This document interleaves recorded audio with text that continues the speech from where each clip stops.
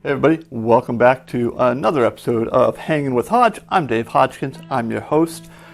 Today we're doing something a little bit different. Today we're going to do not only a review of a commercial bot mead, but we're going to review a new game that's just about to come out on the market here called Sip Sayvor. Now this just came in the mail.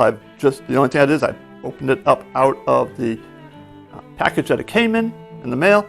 Have not opened up the box yet, so we're going to do an unboxing of this new card game called Sip Sayvor, and there'll be a link in the description below that tells you how you can get information more on this as well if you find that you're interested in it.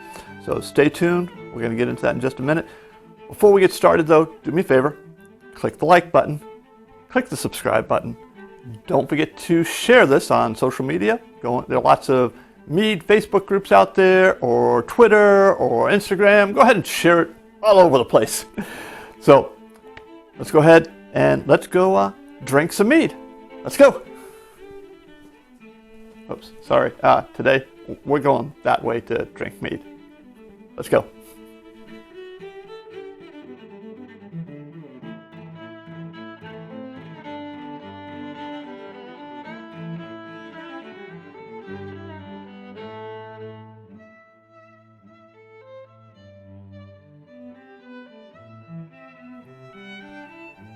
Alright, so this is what we got that came in the mail to us.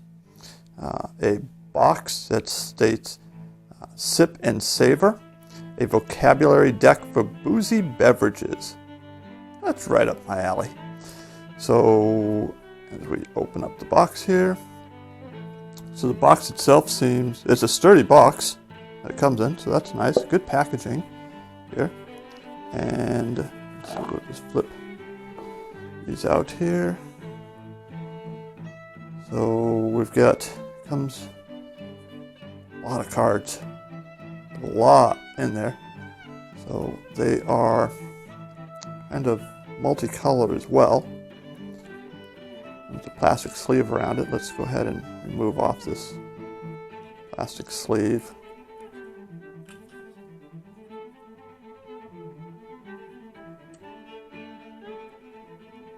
Pretty good.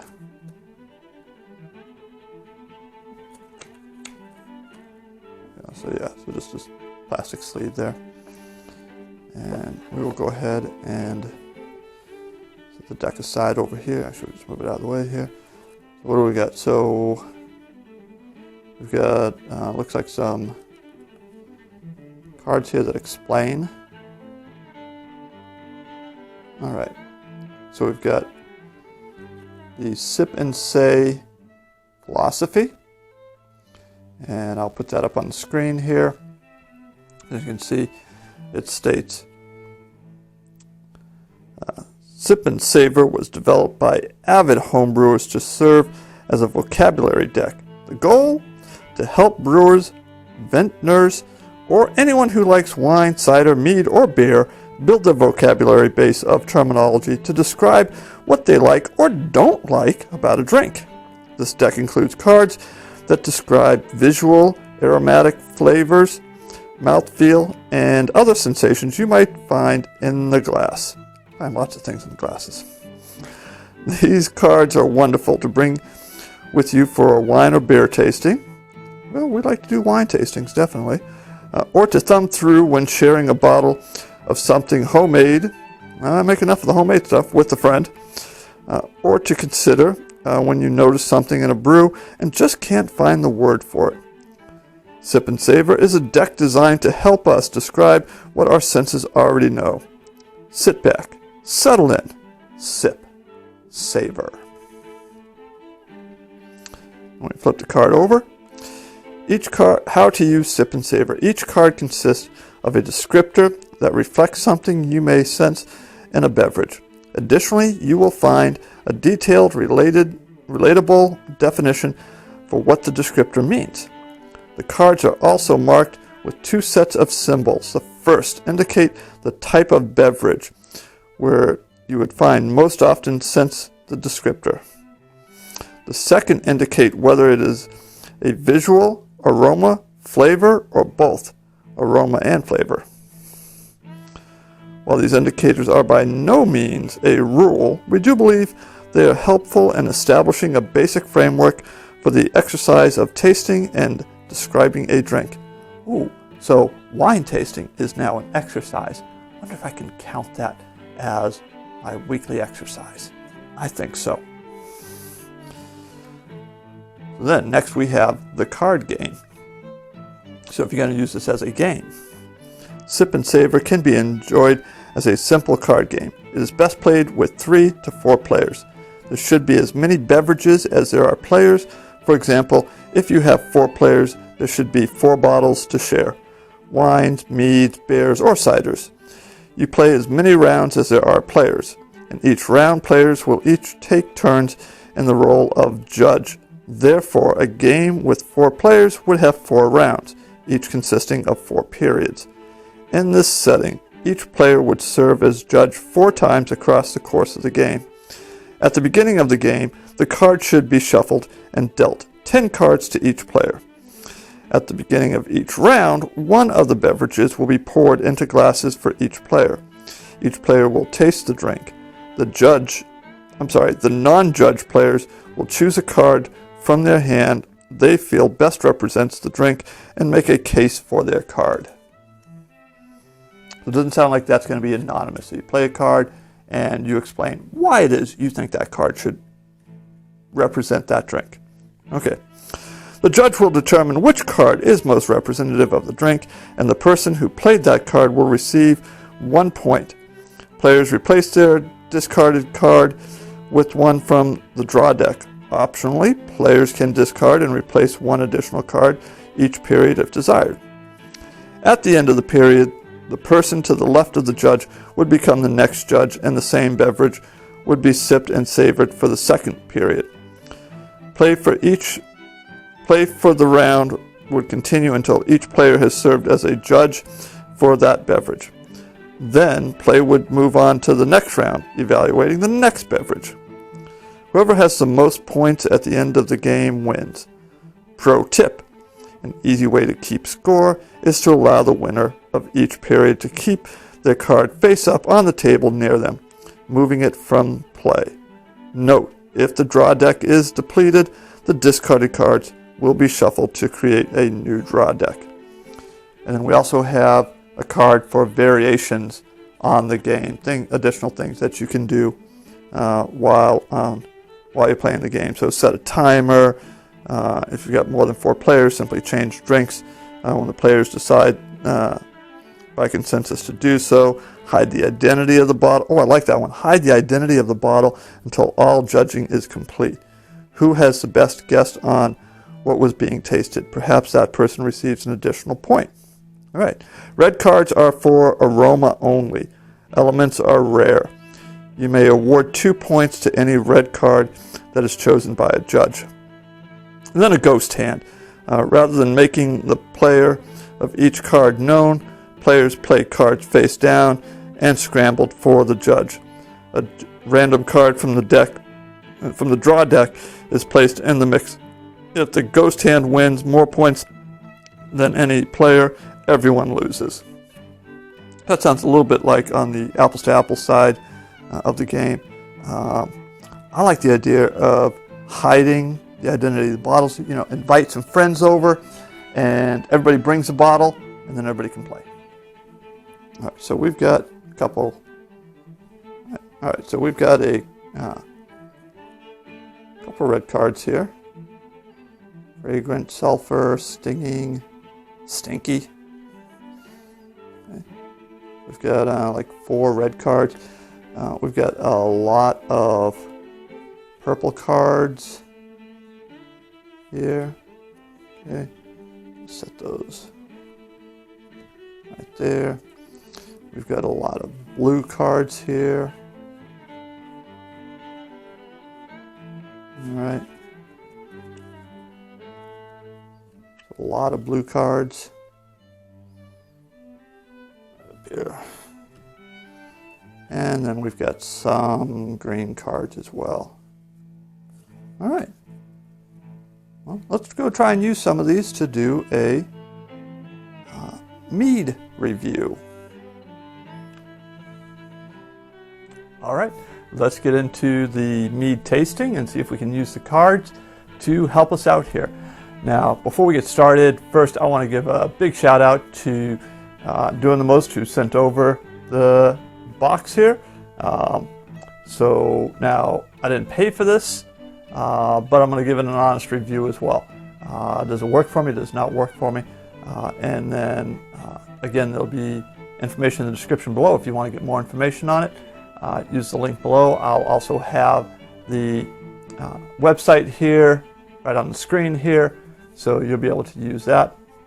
Before we get started, big shout out to all the new subscribers. So we're coming up on almost 400 subscribers. So remember, don't forget, click the like button, click the subscribe button, and do me a favor, share the videos. That would help out the channel a lot. So I went over to our local Mega Bev store here in Kalamazoo, and they've got a really good selection of meads over there. So some of the other places that I've been, my local grocery stores, they've got like one mead bottle there. It's a mass-produced one. I like Mega Bev from the aspect that they've got some local meads over there. And the one that we're doing today is actually out of Bangor, Michigan, from Great Mead Hall and Brewing Company. So I've not had their mead before, hoping it's going to be good. And we are doing the King Alcinous, Alcinous Pear Mead today.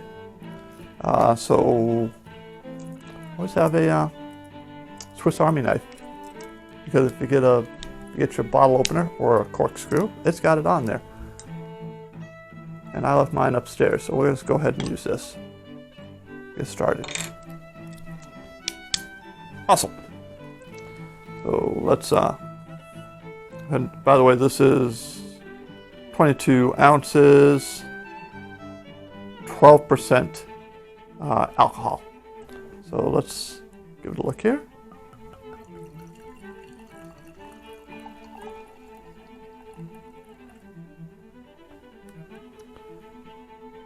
All right then. So you can see the label. So if you want to, if you're in the Michigan area, it does say for sale in Michigan only. So you're gonna have to be in Michigan to get this.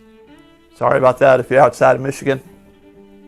Looking at it, this is very clear. And if I were to use let's see, these first ones here. If I were to use one of these here, and I don't even have to bring the glass up. I can smell it, and I'm going to go with this first card here. So we've got, on the red cards, there are actually only 4 of them, and I wish that it had stated what each color stood for. That is one thing that it's got some symbols. Again, it has the symbols at the bottom that tell you a bit more about it. But like on these ones here, it has just the nose on it. So for how it smells. But I wish that we had more of a description as to what each color meant. I'm sure that there's something for each color. So we'll take a look at that. See if we can figure that out. But right now, it's like for the red ones, we've got fragrant, sulfur, stinging, and stinky. And so fragrant, the nose on this brew speaks up. What rides atop the glass confidently communicates what is in store for the taste buds. There is an aroma that is clear and defined, which is often echoed in the drinker's exhale. So definitely, I would say it's definitely fragrant. Sulfur, stinging, or stinky, they've got the descriptions on here. Stinky is pretty much just, it smells bad. No better way to say it. But the other one's got much more longer description on there. I definitely got to go with this is not even bringing it up to my nose to be able to smell it, see what it smells like. I can smell it just from pouring it in. It is very fragrant. And you definitely can get the pear smell on there. And it smells really good. There's some good legs on it, which, by the way, if you're looking at, so you swirl the glass around a little bit, and you're looking at how long it takes the lines from the alcohol coming down the side of the glass. And that is an indication of absolutely nothing. But it is fun to watch, to see. So that's when they're talking about legs. They're talking about the lines that are coming down from the top there as it comes down. Does it go down fast? Does it go down slow? It really doesn't mean a whole lot, at least in regards to alcohol content. At first I thought that it did, and I found out later it really doesn't. But it does smell wonderful. So if I look at some of these other ones here, you know what, let's get the description of the cards here as well. I left those over there. I'm going to go grab them. I'll be right back. And I'm back. And now I've got the card with the descriptions on here. So with the nose, it has the nose in the lower left, right-hand corner. Indicates that's for the aroma. Lips, when you get, so this one here, it's got both lips and the nose on it. And then if it had an eyeball, it would be visual. See if we can figure this out. Do the blues have? The blues are, okay, so it looks like the purple cards are both. They've got the lips and the nose on them. So it looks like all of those are both. The blue ones have just lips on them in the lower right-hand corner. They're all with lips on them. Yeah. Okay, and the green are visuals. So I'm actually going to split these up real quick. Hopefully without spilling them all over the place. I'm really good at things like that. All right.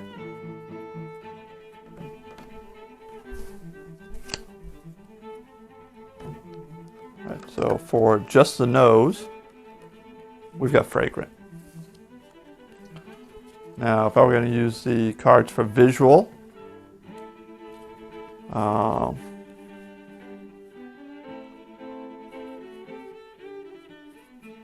got some good ones in here.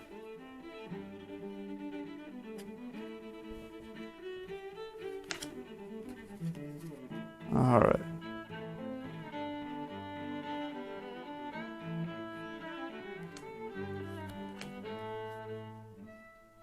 Yeah, these look good. So I could see, I probably wouldn't, if I'm going to a winery, to a wine tasting, I think I probably wouldn't bring the cards with me, per se. There's a lot. There is so much information here. And this is good stuff. So if I'm using just the visuals on here, when we look at this, and you can see, so one of the ones on here, which is the word that I was going to use first, is clear. This is extremely clear. It looks great. So the beverage clear, the beverage is see-through enough that you could read through it. So if I were to, yeah, and actually I got my David's Bar coaster here. I can actually read that through here without a problem. I can see the images and stuff. Yeah, that's not a problem. So that's nice and clear. It's got some additional descriptions on here. No haze in there. Nothing suspended in there. No sediment. When you look at the bottle itself, there's no sediment in the bottle. There's no sediment in the glass either, so good. Another word here that describes this quite well actually is brilliant. The beverage that is crystal clear with no haze, murkiness, or sediment. Often this is achieved through extensive aging times, fining agents, or sterile filtering. I'm not sure which method they used, but whichever one they used, it came out looking really good. And then the other card that I'm using here that I agree with is this is still. This is a still mead. There's no carbonation in there that I can see. You know, when you first poured it in, there was a little bit of bubbles with it. it wouldn't be carbonation though. With this type of cap, I was expecting actually carbonation with it, but there's no carbonation with this. So now, taste-wise.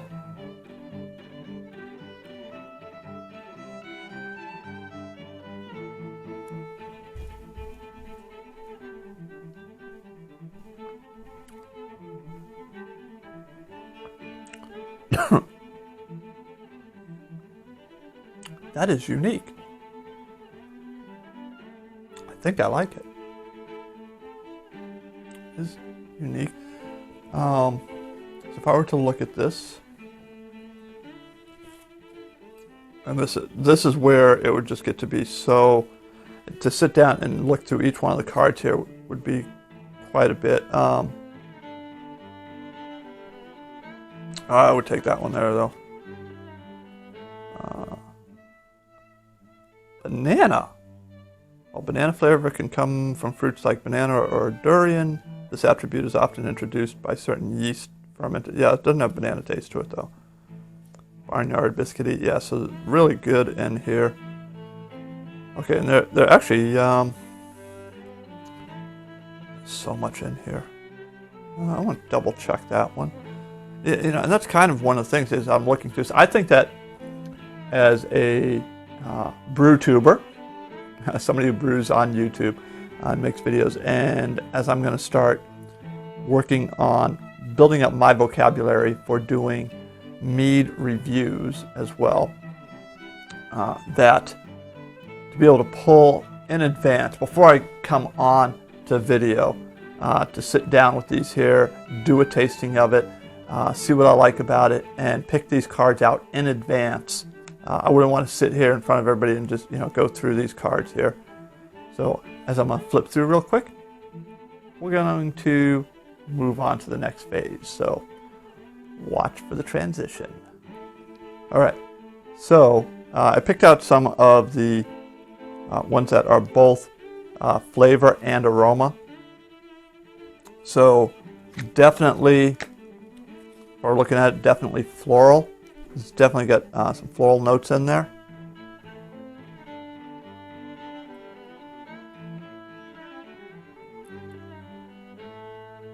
Seems to be clean up front. It's got a little bit of a bite in the back, but definitely floral. Estery, I like that word, estery. Fruity flavors, or sometimes floral pollen-like aromatics. Esters are yeast contributions and are easiest identified in traditional meads or run-of-the-mill wines. Depending on the style, estery notes can be a blessing or a curse. This one here I think is kind of a blessing. It's pretty good. Definitely complex. This one here is definitely complex, and I like that. There's a lot happening in here. It's got a good description here as well. I like hits it. It is more on the acidic side for me. So it's a little bit tart, puckering, and perhaps in some ways biting. Definitely, that's where it is. Yep, got a bite to it. Acidity can have a full range of flavors and perceived textural and aromatic experience, but you can easily identify it when it's present. That is the word that I was looking for. And then alcoholic, you know, really not alcohol. I wouldn't say really alcoholic. Yeah, no, I wouldn't. I would put that one there back. And then effervescent as well. Small cascading bubbles of fizzy carbonation carry aromatics into your nose. No, it's really not, so it wouldn't fall under that. It sparkles across the tongue. The flavors dance with vibrant life. It doesn't have those bubbles there, so it wouldn't qualify for that. Pretty clean. Typical hallmark of lack of odor faults, off flavors, or noticeable yeast contributions in its profile. So it is pretty clean, so I like that. One card I pulled out just because I liked the word as I was flipping through the cards, and I didn't get through all of them. But one of the words that I liked here was horse blanket. Notes of wet horse. How many meads have you had? And maybe it's something to do with beer or something. I don't drink beer, so maybe it's a beer thing. But Notes of wet horse, barnyard, damp straw, soil, or musk can be unpleasant or even foul. Slight notes can be of interest, but it has to be done right. I've never had a horse blanket mead or wine before. Hopefully, from the sounds of that definition, hopefully I never do as well. So listen, folks, as I said, there is a lot here. There's a lot going on here. If we went just on taste here, there's a lot here to go through. I think either from a so if you make YouTube videos about brewing, whether it's wine, mead, or beer, if you're doing brewing, this, and especially if you're going to be describing it, this deck will be excellent for you. You'd want to use it in advance. It's a great resource. At my age, I don't play drinking games per se, like, when we were kids, younger adults, we'd play things like quarters and stuff like this here, beer pong. I really don't play that a whole lot anymore, but, I could easily see playing this game with friends, and I will be playing this game with friends when they come over. This is more of an adult, fun game, and people learn while we enjoy fine meads and wines. So definitely, I can definitely support Sip and Savor. Check them out. Check out the website. Get in on it. I will also definitely recommend, if you're in the Michigan area, the King Alcinous Pear Mead, coming out of the Great Mead Hall and Brewing Company out of Bangor, Michigan. If you've got a Mega Bev around, they carry it there. But I said, great game, great mead, great resource and deck of cards. Check them out. Don't forget, click the like and the subscribe button. Don't forget to share the videos. There are lots of Facebook groups out there for mead and brewing. Feel free to share there. In the meantime, I'll also have some additional videos. I said I'll have some videos on the side here, and if you want to subscribe, there'll be a button here, or you can go down if you're watching on TV, click the up arrow on your remote control, scroll over, click the thumbs up, click the subscribe button, you get subscribed, and I appreciate it. And have a great day, everybody. Cheers.